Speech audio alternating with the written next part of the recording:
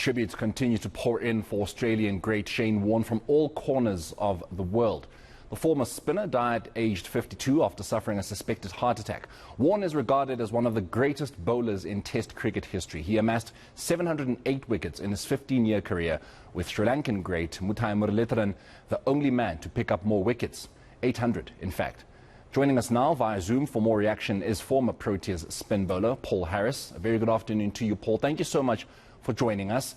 I mean, there's always that debate, even though the numbers speak for themselves, that who is the greatest spinner of all time in Test cricket, in world cricket? Is it Muthai or is it Shane Warne? But who would you say was the greatest?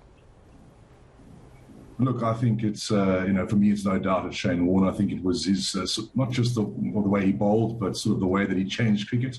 He played a very aggressive brand of cricket in a brilliant Australian team, and certainly my hero growing up. And it's just incredibly sad. You get a feel for his family and his children. I know he was hugely close to his kids, and it's just a huge loss for world sport and world cricket. I asked former ICC Chief Executive Dave Richardson whether we will ever see a bowler that knows how to defy science with a red kookaburra the way Shane Warne did. Do you think we will? I don't think in my lifetime. I never say never, but I'm not sure we'll see anything like that. In our day and age, he was just a genius. He, as I said before, he changed the game. He changed the way it was played.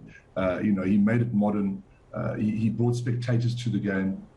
He just was an absolute genius. And as I mentioned before, I'm not too sure, how to take it. It's just incredibly sad. I think everyone's in shock. Paul, I read a tweet just a short while ago that said, even if Shane Warne had not registered the kinds of numbers he did as a cricketer, even though he wasn't great, on the field, purely because of his charisma, he still would have been a legend of the game of cricket. Would you agree? I would, and I think I sort of alluded to it before, was he brought people to the game. His personality brought people to the game. At the time it was seen as quite a boring sport and, an old man's game, and he brought the youngsters in, he made it look cool. Sometimes a bit naughty off the field, but that was part of his allure. All of a sudden there was this bad boy of cricket and he was doing amazing things. And certainly for a young guy like me growing up, there was, I wanted to be like him. Didn't even come remotely close, but I'm just sad and shocked. He was a genius, and I think this is going to rock the cricket world for quite some time. We could speak about Shane Warne as a player, for days on end, weeks on end, in fact. But the guy after the game, the guy that tried his hand at coaching, the guy that is now known as a super guy in commentary, with some of the strong points he would always give, the criticism, the applause. Who was he after the game? Oh, look, he was a brilliant career commentator. In my opinion, he was. I thought he was fair, but also, he would be harsh if needed. Obviously had a knowledge of the game second to none. He was a brilliant captain and a different captain. He would try things differently on the field that would sometimes work, sometimes wouldn't. And he did the same thing, with his personal life. Loved the game of golf. I was fortunate to play a couple of times with him. And just a genuinely all-round nice guy.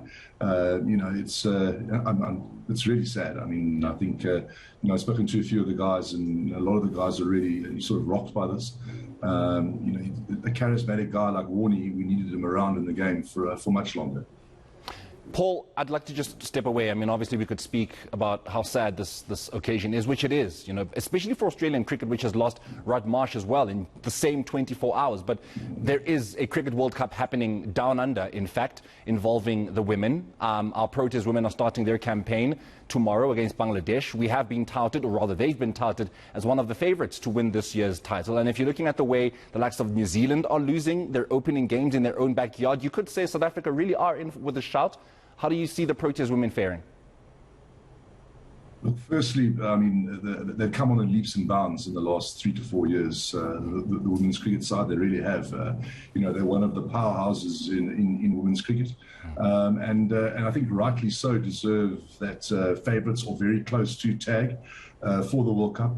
Wouldn't it be wonderful if the ladies showed the men how to do it in the ICC tournament and come back with that trophy?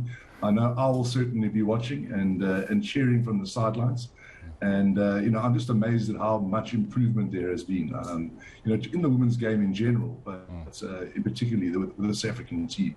We've got some world-class players in our side, and, hopefully they can shine and bring back the silverware. Hopefully they can do that indeed. Paul, thank you so much for joining us and just sharing your thoughts on Shane Warne, sharing your thoughts, of course, on the Proteas women as well. That is former Proteas spin bowler Paul Harris, of course, just giving us his thoughts. And once again, rest in peace, Shane Warne. You definitely will be missed by every cricket lover in the world.